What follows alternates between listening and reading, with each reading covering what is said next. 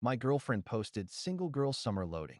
While we were still together, I just liked the post and packed her things. When she found the empty closet and the lease termination notice, her summer began earlier than she ever wanted, I'll be honest. I wasn't even shocked when I saw the post. I was scrolling through Instagram during lunch when her story popped up.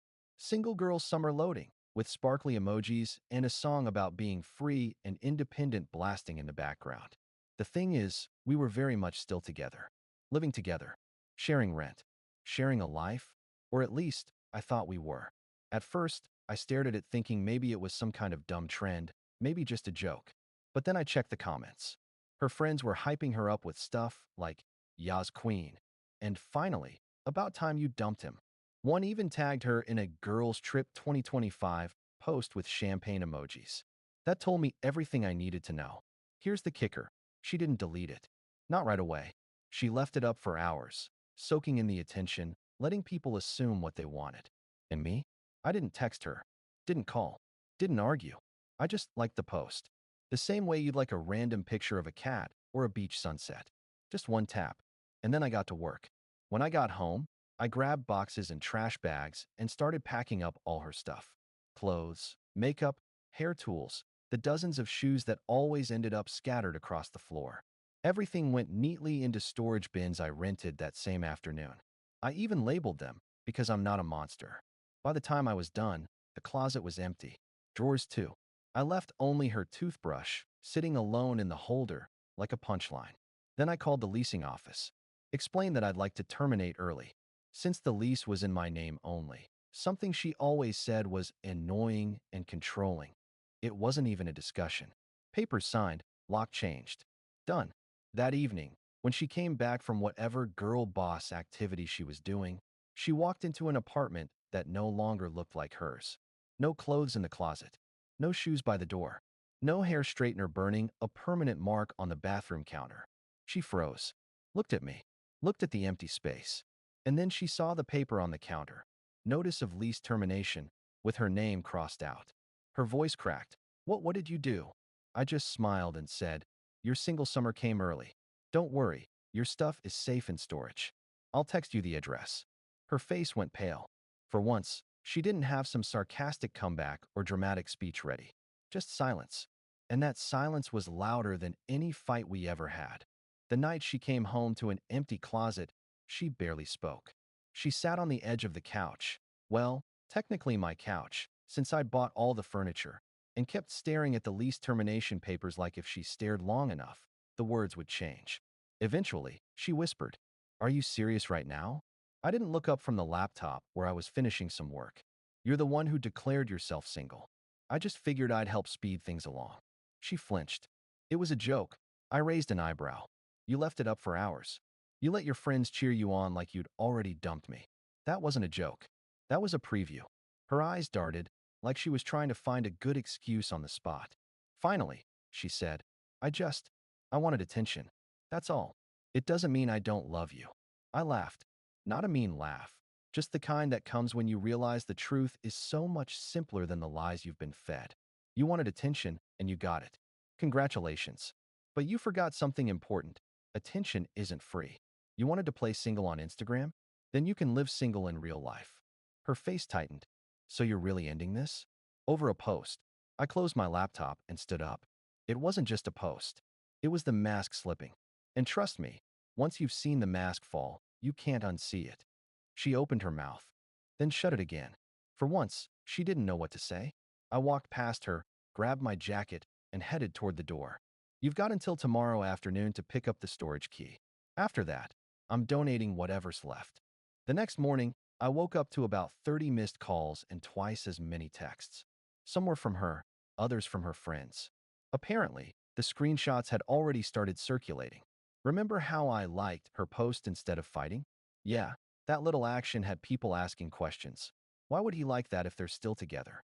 Screenshots of her caption next to pictures of us together went around her friend's circle like wildfire. Her carefully curated image of being the perfect couple suddenly shattered. And worse, for her, not me. People started putting two and two together. Some of her friends messaged me privately, asking if it was true, if she'd really been out there acting single while living off me. I didn't trash her. I didn't rant. I just sent one reply to anyone who asked. She said she wanted a single summer. I gave her one. That was enough. Word of mouth did the rest. By Thursday, she was outside my building, banging on the door like the cops. I opened it a crack, leaned against the frame, and waited. Her mascara was smeared, hair a mess, phone clutched in her hand like it was her last lifeline. Please, she begged, voice breaking. Can we just talk? I stepped outside, closing the door behind me so she couldn't push her way in. We are talking. I made a mistake, she said quickly. I was stupid. I was drunk when I posted it. You know how social media is. It doesn't mean anything. I shook my head slowly. See, that's the problem. It does mean something. You thought humiliating me online for likes and comments was funny. You thought pretending to be single in front of hundreds of people was harmless. But here's the thing. Respect isn't optional in a relationship. You made your choice. Tears started streaming down her face, but I didn't feel the urge to comfort her. Not anymore. You can't just throw away what we had, she cried. We've been together for years. I looked her straight in the eyes. Exactly. And after all those years, the best you could give me was a hashtag about being single. That told me everything I needed to know about where I stand in your life. She froze, silent. I handed her a small envelope, the storage locker address and key. Your things are there. Don't drag this out any longer. It's over. Her lips trembled as she took the envelope. She wanted to fight, but there was nothing left to fight for. Not when she'd already broadcast to the world that she wanted to be single. As I turned back toward my apartment, I heard her whisper, I didn't think you'd actually leave. I paused at the door and said without turning around, that's the thing, isn't it? You never thought I'd leave. You thought I'd just sit here, wait for your scraps of respect, and call it love. Well, surprise. You got your single girl summer. And with that, I shut the door. Over the next few weeks, I heard through the grapevine how badly things unraveled for her. The friends who hyped her up? Yeah, they weren't so eager to hang out when they realized she'd torched her own relationship for clout. Some even cut ties, embarrassed to be associated with her drama. She sent me a few more texts, long, emotional ones about regret and second chances, but I never replied. Because the truth was simple, once trust is gone, the relationship is gone. And as for me, let's just say my summer was a lot quieter, a lot calmer, and definitely a lot happier than hers. Update one. I didn't expect to hear much from her after I handed over the storage key. Truthfully, I thought she'd lick her wounds, maybe post some cryptic "he didn't deserve me anyway" quotes on her Instagram stories, and then move on to the next guy who promised her attention. But I underestimated two things: how fragile her ego was, and how loud the echo chamber of social media can be when people are already whispering behind your back. The first ripple hit a week after the breakup. A friend of mine sent me a screenshot.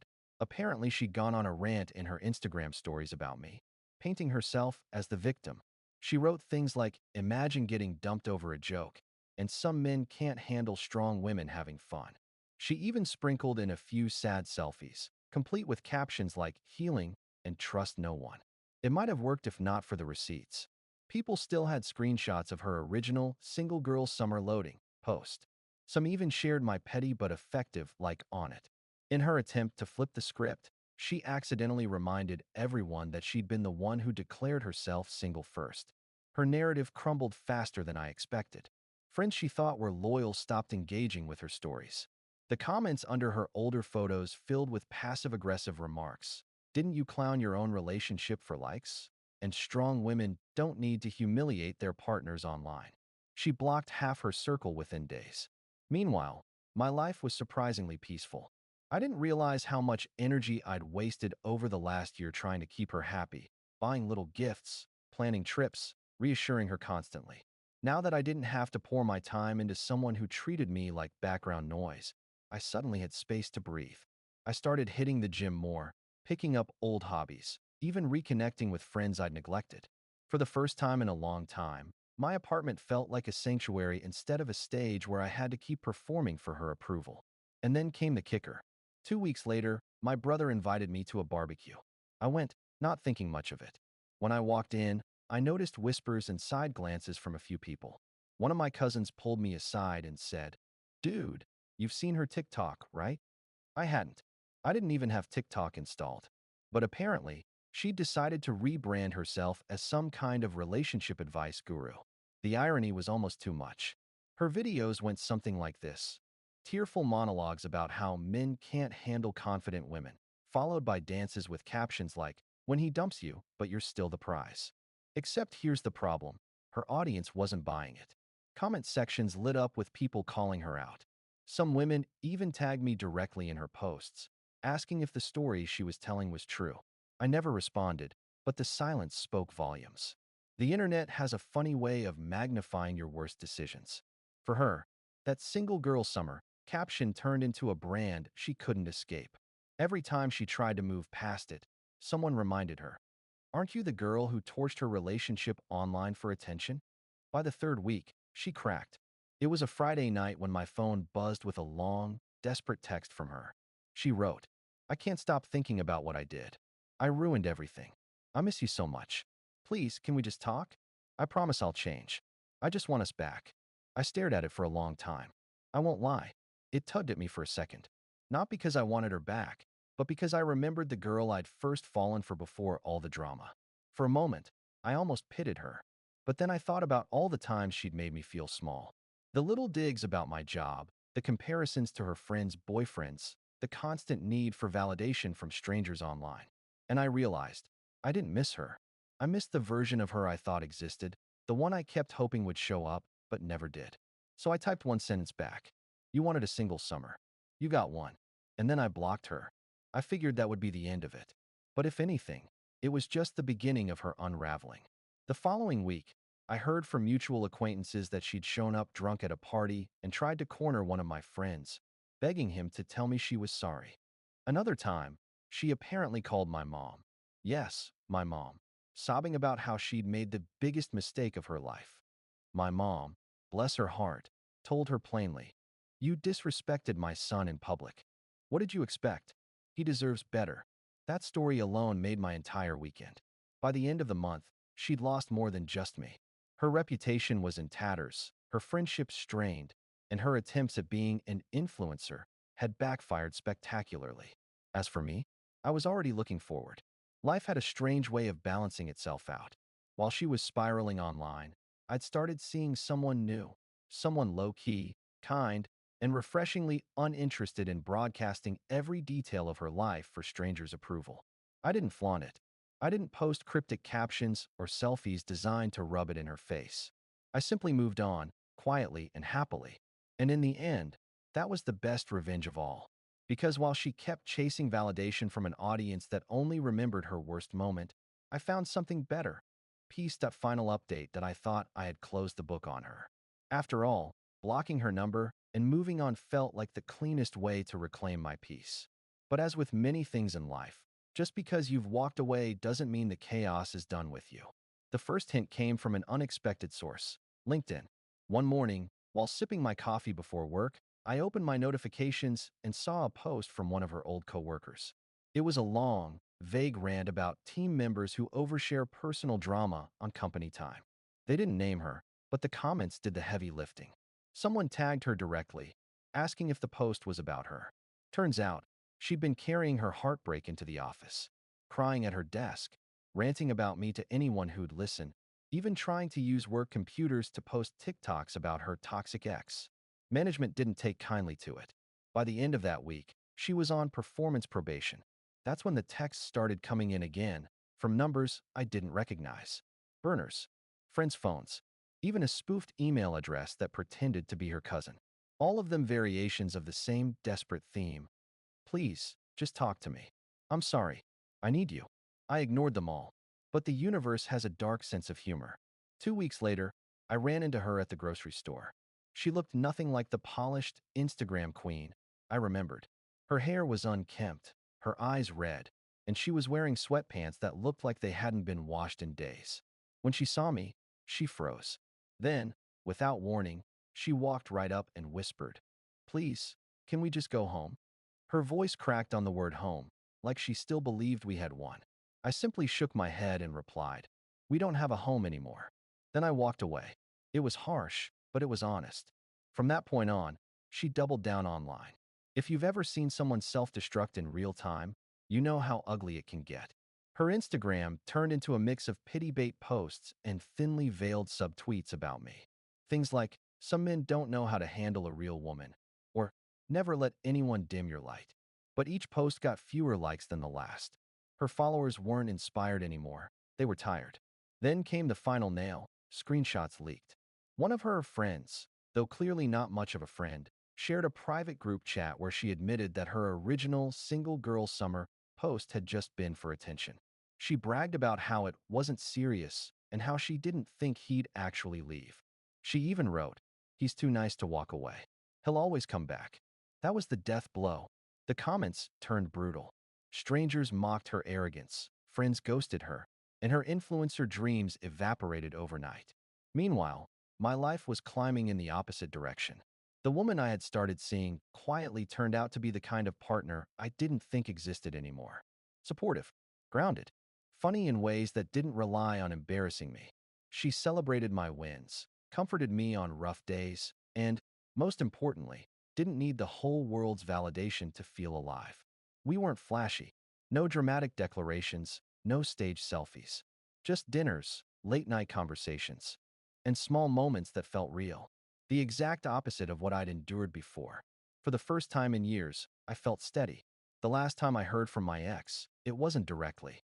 A mutual friend mentioned she'd moved back in with her parents, jobless, single, and more concerned with salvaging her image than her life. She was still posting occasionally, though now the captions had shifted from arrogance to despair. Things like, "Healing isn't linear," and "learning to love myself again." Maybe she meant them. Maybe not. Either way, it wasn't my problem anymore. Because here's the thing. When she screamed for her single girl summer, she didn't realize what she was actually asking for.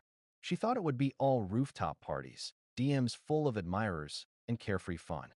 Instead, she got the reality: loneliness, burned bridges, and the sinking realization that validation fades fast when it isn't built on respect. And me? I didn't need to scream for anything. I just quietly packed her things, walked out, and found something better waiting on the other side. If there's a moral here, it's this: love doesn't die in one big blowout. It dies in the small cuts, mocking comments, thoughtless posts, disrespect disguised as jokes. When someone shows you over and over that they'd rather chase clout than cherish what they have, believe them. I did. And walking away was the best decision I ever made. Her single girl summer began earlier than she expected. Mine? It never started because I realized I didn't need one. I already had what she was searching for: freedom. Not the kind with crowded clubs and hashtags, but the quiet kind. The kind that lets you sleep at night, wake up without dread, and look in the mirror knowing you chose yourself. And that, in the end, was priceless.